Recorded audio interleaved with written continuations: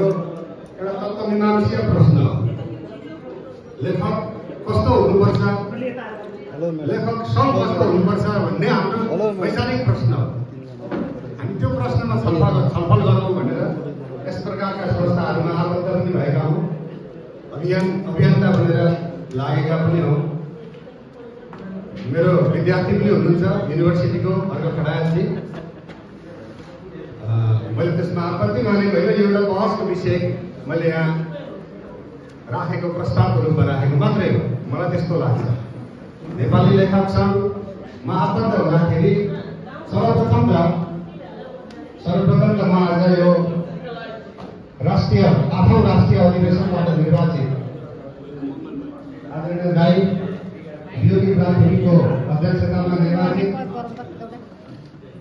सम्पूर्ण केन्द्रीय कार्य समितिलाई हार्दिक बधाई अर्पण गर्न चाहन्छु। अत्यन्तै हर्ष लागेको छ जो निर्वाचित हुनुभयो। निर्वाचित अध्यक्ष कुनै समयमा अध्यक्ष मेरो पनि समूहका अध्यक्षका प्रकाशी हुनुहुन्छ जतिखेर म यस संस्थाको महासचिव निर्वाचित भएको। आज प्रकारान्तरले आज एउटा परिस्थितिले दाइसँग नै मैले प्रतिस्पर्धा गर्नुपर्ने अवस्था रह्यो। तर प्रतिस्पर्धामा दाइ विजेता हुनुभयो, भाइ उपविजेता हो। पराजित म भएको छैन, उपविजेता मात्रै भएको छ। त दाइलाई र दाइको सम्पूर्ण टिमलाई म हार्दिक बधाई अर्पण गर्न चाहन्छु र सफल कार्यकालको शुभकामना दिन चाहन्छु। नेपाली लेखक सङ्घ हामी भन्छौँ 2008 सालमा स्थापना भयो। तर अब यो कार्य समितिले थप अध्ययन गर्नुपर्ने आवश्यकता छ जस्तो मलाई लाग्छ। यदि हामीले श्यामप्रसाद शर्मा र विजय मल्लका डायरीहरू पढ्यौँ भने एउटा सपाट यो एक रेखीय इतिहास मात्रै नहेरेर नपढेर अलिक वक्रीय इतिहास पनि हामीले हेऱ्यौँ भने नेपाली लेखक सङ्घ 7 सालको अन्त्यतिरै स्थापना भएको हामी पाउँछौँ। 7 सालको अन्त्यमा जब यो फागुनमा क्रान्ति सम्पन्न भयो, क्रान्ति सम्पन्न हुँदा ताका नै विजय मल्लले आफ्नो घरमा जो साहित्यकारहरूको भेला भइरहन्थ्यो बेला बेलामा त्यहाँ यो किसिमको एउटा लेखकहरूको पनि संस्था चाहिन्छ कि लेखकहरू पनि गोलबन्द भएर यो परिवर्तित राजनीतिक व्यवस्था भित्र सांस्कृतिक मूल्य साहित्यिक मूल्य पुरा गर्न सकिन्छ कि भनेर एउटा र स्तरीय लेखनको पुरा गर्न बहस गर्न सकिन्छ कि भनेर छलफल भएको पाइन्छ। लेखक सङ्घको आवश्यकताको बोध गरेको पाइन्छ भने अर्कातर्फ राजनीतिक रूपमा राजनीतिक पार्टीको रूपमा अहिलेको स्वतन्त्रता लेखकीय स्वतन्त्रताको वकालत गर्ने र लोकतन्त्र पक्षधर अभियानलाई दलीय अभियान र सामाजिक अभियानलाई लेखकहरूले सहयोग गर्ने, लेखकहरूले पृष्ठपोषण गर्ने उद्देश्यका साथ यो लेखक सङ्घ गठन भएको पाइन्छ। त्यसकारण यसको इतिहासमा पनि केही पुनर्विचार गर्नुपर्छ भनेर केही समय अगाडि काठमाडौँ जिल्ला कार्य समिति नेपाली लेखक सङ्घको काठमाडौँ जिल्ला कार्य समितिले आयोजन गरेको कार्यक्रममा हामीले बहस पनि गरेका। मेरो अपेक्षा छ यस प्रकारका बहसहरू यो आगामी हाम्रो वियोगी दाइको अध्यक्षतामा सभापतित्वमा निर्वाचित यो कार्य समितिले अवश्य नै गर्नेछ। अध्यक्षको प्रत्याशी हुने जाँगर जोस वा मनोनयन मेरो हिसाबले स्वाभाविक थियो। मेरो उम्मेदवारी स्वाभाविक थियो। 2054 सालमा म यसको नेपाली लेखक सङ्घको जिल्ला समिति सदस्य थिएँ थापाको। 2064 सालमा डाक्टर तुलसी प्रसाद भट्टराईको अध्यक्षतामा नेपाली लेखक सङ्घ पुनर्गठन भयो। बिचमा यसको क्रियाशीलता थिएन, छ भन्ने जस्तो थियो। फाटाफुट्टा कार्यक्रमहरू हुन्थे, प्रतिगमन विरुद्धको आन्दोलन पनि जारी थियो।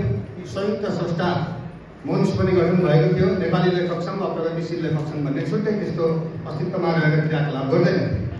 र 64 सालमा जब डाक्टर तुलसी प्रसाद भट्टराईको अध्यक्षतामा यसको पुनर्गठन भयो, म त्यसको तदर्थ समितिको सचिव रहेर काम गरेँ। त्यसपछि 59 सालमा यसको 5औं राष्ट्रिय अधिवेशन हुँदै गर्दाखेरि म सचिवमा निर्वाचित भएँ। मेरो आफ्नो लेखक सङ्घ प्रतिको आबद्धतालाई निरन्तरता दिने क्रममा 2073 सालमा आयोजित 6औं राष्ट्रिय अधिवेशनबाट म महासचिवमा निर्वाचित भएको थिएँ र अलिक ढिलो गरी सम्पन्न भएको 7औं राष्ट्रिय अधिवेशन पोखरामा सम्पन्न 7औं राष्ट्रिय अधिवेशनमा म नेपाली लेखक सङ्घको सह-अध्यक्षमा निर्वाचित भएको थिएँ। यस अर्थमा मेरो उम्मेदवारी अनुभवको आधारमा पनि र ऊर्जा स्पिरिट र स्पिडको आधारमा पनि मैले आफूलाई स्वाभाविक ठानेको थिएँ। यहाँहरूसँग पनि मैले परामर्श गरेको थिएँ, अग्रजहरूसँग पनि परामर्श गरेर मैले आफ्नो उम्मेदवारी दिएको। तर मलाई अहिले मेरो उम्मेदवारी उपयुक्त रहेनछ भन्ने परिणामले देखायो भन्ने मलाई लाग्यो। यसबाट मैले पाठ सिकेको छु, शिक्षा लिएको छु र यसलाई मैले आगामी दिनमा लेखक सङ्घमा मेरो आबद्धताको निरन्तरताको एउटा कसीको रूपमा हाम्रो लेखक सङ्घमा एउटा एक किसिमको ट्रेन्ड छ, प्रवृत्ति पाएको हुँ मैले र मैले सुरुदेखि नै यो निर्वाचन नगरौँ, यो समूह नबनाऊ। हाम्रो आदरणीय लुम्बिनी प्रदेश पार्टी सभापति अमरसिंह पुन दाजु यहाँ हुनुहुन्छ, अस्ति हामीसँग आउनु भएको थियो। थोरै समय यहाँको लिए यस्ता मञ्चहरू विरलै पाइन्छन्, त्यस कारणले पनि मैले यो समय लिइरहेको छु। अमरसिंह पुन दाजुसँग हामी करिब 45-40 मिनट संवाद गरेका थियौँ र हाम्रो केन्द्रीय कोषाध्यक्ष र हाल वर्तमान केन्द्रीय कार्य समितिमा उपाध्यक्ष निर्वाचित दामु मर्सिफुलले निर्वाचन हुन्छ दाजु पछि 16 गते बेलुकै निर्वाचन भोट हुन्छ भन्ने गर्दा उहाँले पटक तपाईँ निर्वाचन नभन्नुहोस् न, भोट नभन्नुहोस् न। तपाईँ लेखकहरूले पनि निर्वाचन र यो भोट भनेर जानुभयो भने अनि प्रतिस्पर्धा गरेर कसैलाई हराउने र कसैलाई जिताउने भनेर जानुभयो भने हामीले के सिक्ने? समाजलाई के मेसेज दिनुहुन्छ, सन्देश दिनुहुन्छ, पार्टीहरूलाई दलहरूलाई के मेसेज दिनुहुन्छ भनेर पटक भन्नुभयो। म त्यही प्रवृत्तिको एक अभियन्ता हो। मैले निरन्तर लेखक सङ्घमा रहँदा 2073 सालमा पनि मैले यो कुरा भनेको हुँ। 2078 सालको चैतमा पोखरामा आयोजित अधिवेशनमा पनि मैले यो भनेको हुँ र अहिले पनि यो कुरा मेरो अन्तिम समयसम्म सहमति गरेर जाउँ, सल्लाह गरेर जाउँ र एउटा सुस्त एकताबद्ध लेखक सङ्घ कसलाई कस्तो जिम्मेवारी दिनुपर्ने हो हामी बिचमा बसेर सहमति गरौँ, छलफल गरौँ भनेर भनेको हो। तर लोकतान्त्रिक अभ्यास वाञ्छनीय छ। जब आकाङ्क्षाहरूको यथोचित सम्बोधन हुन सक्दैन त्यो अवस्थामा लोकतान्त्रिक अभ्यास नै अन्तिम विकल्प हो। हामी लोकतन्त्रमा विश्वास गर्नेहरूले निर्वाचनलाई अस्वीकार गर्नुपर्छ भन्ने छैन। त्यस आधारमा हामी निर्वाचनमा उभिएका हौँ र निर्वाचन बडो शान्तिपूर्वक यो बुद्ध भूमिमा, यो शान्ति भूमिमा निर्वाचन बडो शान्तिपूर्वक सम्पन्न भएको छ। हामी सबै विजेता भएका छौँ र नेपाली लेखक सङ्घ विजेता नेपाली लेखक सङ्घ विजेता भएको छ।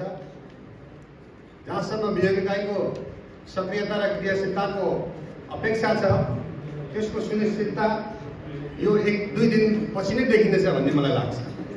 निकै क्रियाशील महासचिव रहँदाखेरि निकै क्रियाशील, निकै जुझारु, केही गर्नुपर्छ संस्थालाई, संस्थामा रहेर मात्रै हुँदैन, केही गर्नुपर्छ भन्ने व्यक्तित्व हो। त्यस्तो व्यक्तित्वलाई यहाँले निर्वाचित गर्नुभएको छ। बडो सही छनौट यहाँले गर्नुभएको छ। यहाँ छनौटलाई त्यस अर्थमा सम्मान गर्छ र लामो पनि हुन जान्छ। धेरै हामी बाहिर निस्किन हतार पनि छ, धेरै लामो कुरा म गर्दिनँ। मेरो एउटा लेखक सङ्घ पक्षीय एउटा विचार रहेको छ, त्यसलाई चाहिँ यहाँ समक्ष राख्न चाहन्छु।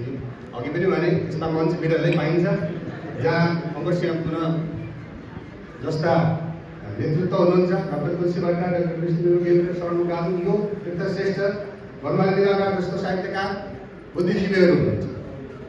लेखक सङ्घलाई र लेखक सङ्घको सम्बन्ध दलसँग कस्तो हो, दल र लेखक बीचको अन्तर सम्बन्ध कस्तो हो, यसबारेमा हामीले पर्याप्त बहस गर्न बाँकी नै छ।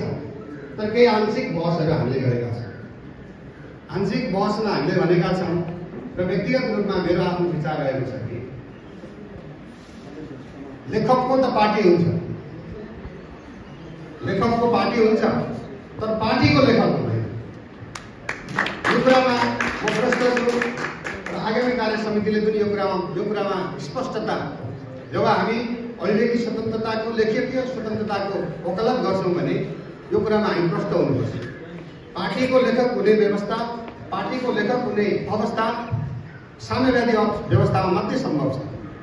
जुन बोल्सेविक तागा लेनिनले पार्टी साहित्यको वकालत गर्ने, लेखकहरूलाई सङ्गठित गरेर प्रगतिवादी प्रोग्रेसिभ राइटर्स एसोसिएसन गठन गरेर उनले पार्टीको अभियानलाई, पार्टीको क्रान्तिलाई लेखकहरूले सहयोग पुर्याउन्, त्यस प्रकारका लेखहरू लेखिदिउन्, त्यस प्रकारका कविताहरू, उपन्यास, आख्यान वा गैर आख्यान लेखिदिउन् भनेर उनले पार्टी साहित्यको वकालत गरेका थिए। प्रशस्त अध्ययन यहाँले गर्नुभएको छ।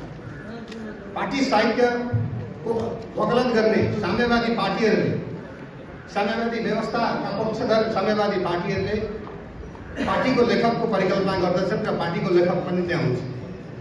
तर हामी जब लोकतन्त्रको कुरा गर्छौँ, प्रजातन्त्रको कुरा गर्छौँ भने अभिव्यक्ति स्वतन्त्रता, व्यक्ति स्वतन्त्रताको अवश्यकै कुरा गर्छौँ। यो अवस्थामा एउटै मात्रै विकल्प देख्छु म, लेखकको पार्टी निश्चित रूपमा हुन्छ। हामी भोट माग्छौँ, भोट चुनावमा उम्मेदवार पनि हुन्छ, तर पार्टीको लेखक हुने अवस्था आयो भने नेपाली लेखक सङ्घको जुन लक्ष्य हो स्थापना कालदेखिको, जुन उद्देश्य हो स्थापना कालदेखिको, त्यसबाट हामी कता कता बरालिएको जस्तो हुन्छौँ भन्ने मलाई लाग्छ। यदि हामीले 2010 साल मार्ग 12 गते बालकृष्ण समको तत्कालीन ज्ञानेश्वरको घरमा भएको बैठकको माइनोट कपी हामीले हेऱ्यौँ भने त्यहाँ दुईवटा कुरा स्पष्ट देखिन्छ। एउटा लेखकीय स्वतन्त्रताको कुरा, अभिव्यक्ति स्वतन्त्रताको कुरा, व्यक्ति स्वतन्त्रताको कुरा, लोकतन्त्रको कुरा, जो राजनीतिक पक्ष हो नेपाली लेखक सङ्घको भने, अर्को स्तरीय लेखनको कुरा। स्तरीय लेखनको पक्षधर हौँ हामी भनेर उहाँले वकालत गर्नुभएको छ। त्यसको पृष्ठभूमिमा 2009 साल असोज 5 गते गठित प्रगतिशील लेखक सङ्घ र त्यसका अभियानहरू थिए, त्यसका प्रकाशनहरू थिए।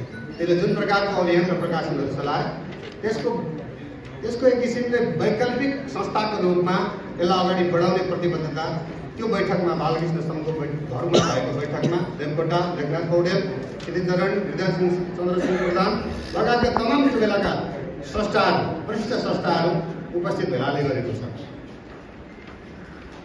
हामी सँगै छौँ, हाम्रो यात्रा सँगै छ, हामी एउटै नाउँमा छौँ। हामी त्यो नाउँको यो नाउँलाई खियाउने र अगाडि बढाउने अब हाम्रो विजय हुनुभएको छ। म पनि त्यही नाउँको एक यात्री, एक सारथी, एक यात्री रहनेछु। पुनः बधाई, पुनः शुभकामना, सफल कार्यकालको शुभकामना दिँदै मेरा भनाइ यही अन्त्य गर्छु। दुई कुरा चाहिँ राखिहालौँ। निवर्तमान हुँदै जानुभएका, हुन लाग्नुभएका आदरणीय अध्यक्ष कृष्ण श्रेष्ठको नेतृत्वमा सहअध्यक्ष भएर 3 वर्ष जो कार्यकाल बित्यो त्यो बडो ऐतिहासिक कार्यकाल हो भन्ने म दाबी गर्छु र उहाँलाई म छुट्याउँछु। उहाँलाई म विशेष आभार पनि व्यक्त गर्न चाहन्छु। उहाँको सफल कार्यकाल भएको छ। त्यो कार्यकालको एउटा साथी हुन पाएकोमा, उहाँको नेतृत्वको सहनेतृत्व सहायक हुन पाएकोमा बडो गौरव महसुस गर्छु। उहाँ जतिको टावरिङ पर्सनालिटी र ऐतिहासिक यस अर्थनगरले भन्नु खोजेको हो कि जो अध्यक्षज्यूले उद्घाटन सत्रमा बोल्दै गर्दा भन्नुभएको छ, किरा फटाङ्ग्राको यो देशमा दिवस मनाइन्थ्यो, लेखकको दिवस मनाइँदैन। हामीले लेखक दिवस, राष्ट्रिय लेखक दिवस मनाउन प्रारम्भ गरेका छौँ। त दाजुको, हाम्रो अध्यक्षज्यूको, निवर्तमान हुँदै जानुभएको अध्यक्षज्यूको प्रस्ताव थियो राष्ट्रिय लेखक दिवस मनाउने, राष्ट्रिय लेखक पुरस्कार स्थापना गर्ने। त्यसमा कहीँ कतै जोडिएर संलग्न भएर काम गर्ने मौका मैले पनि पाएको हुँ। हाम्रो सिङ्गो टिमले पाएको हो। टिमका सम्पूर्ण सदस्य साथीहरू, पदाधिकारी तथा सदस्य साथीहरू पनि म आभार व्यक्त गर्न चाहन्छु र संस्थामा बस्दाखेरिका संस्थागत व्यवहारहरू हुन्, हाम्रा संस्थागत सम्बन्धहरू तितामिठा भयो ती सब आजदेखि यही नै अन्त्य हुनुपर्छ। म पनि